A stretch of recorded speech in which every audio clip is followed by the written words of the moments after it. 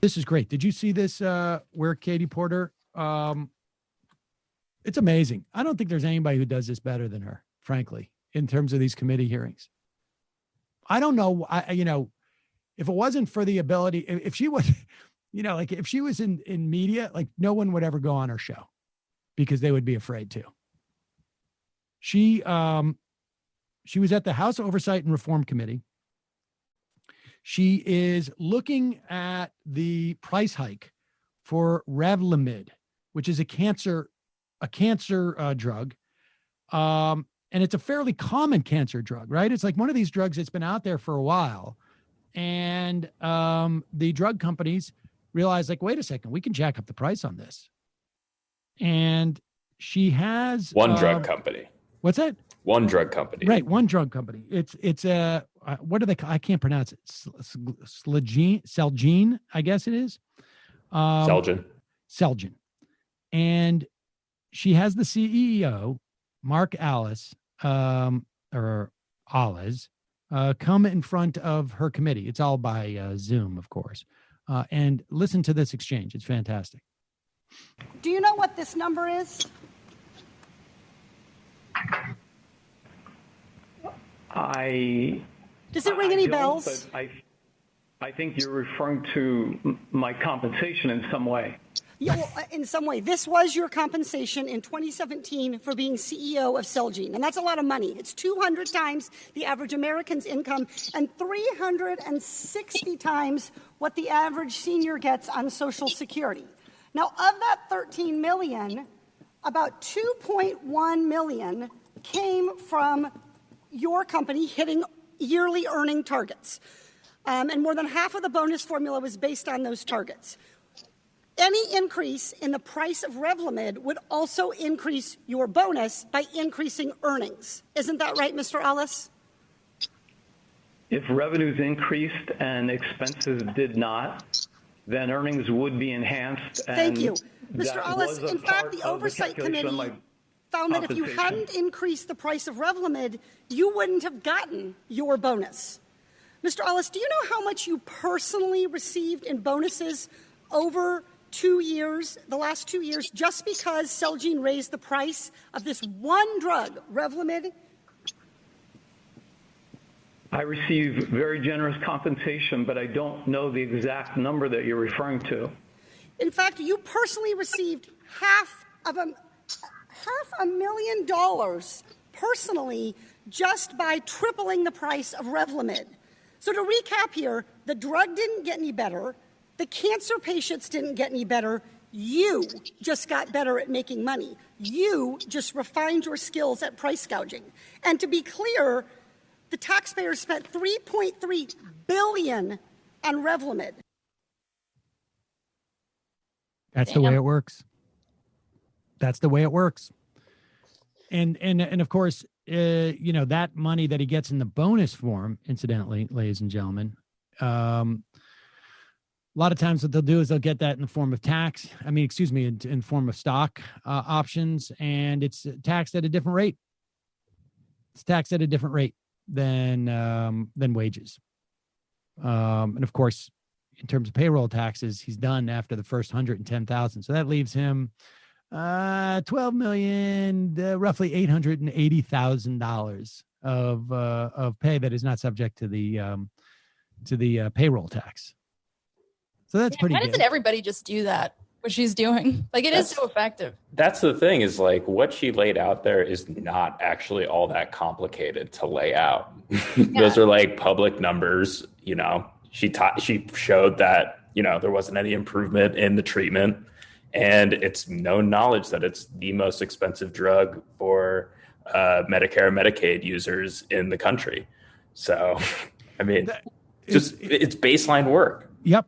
Right. And, the value of like a single payer healthcare system is their ability to negotiate with those entities. But, now we have, but it's also, this is the idea that a drug company can simply own the patent and raise the price simply because they own the patent is just, we should not allow that.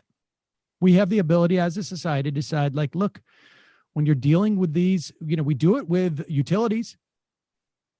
The utility company does not have the ability to just randomly increase the price of the electricity or your phone service or your gas or water service that comes into your home. You can't just randomly say, you know what, we have the ability to raise it 3 times. We're going to do it. Well, to be fair, your body isn't nearly as essential as those things. That's true. Your human living body. That's true. You could still live as an orb somewhere, and you don't want to do that in the dark. Much harder on an orb's eyes to see in the dark.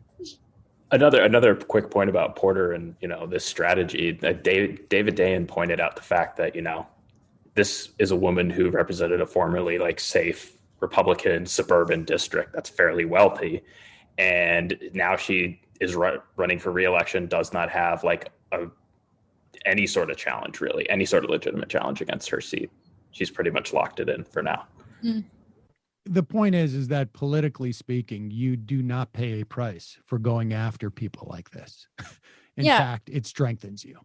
Yeah, you lose nothing. Right. I mean, I am very, very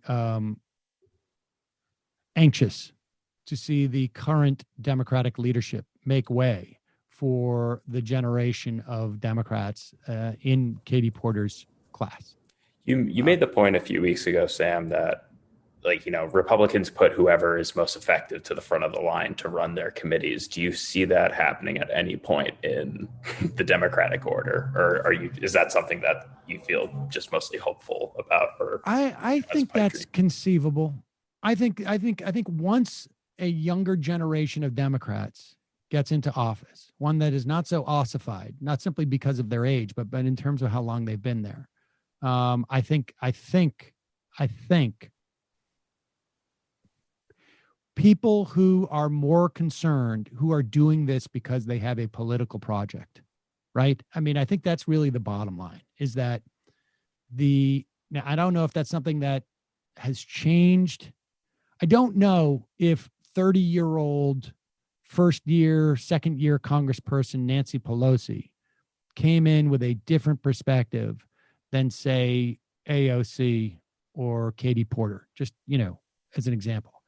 I suspect she did, but I certainly am convinced that the years and her experience at that time changed her to some degree as well. And maybe, and I don't know how you, I don't know how to assess, I would have to wait for the biography, I guess, which shows that she came in just as idealistic and with a very, a project and this disposition.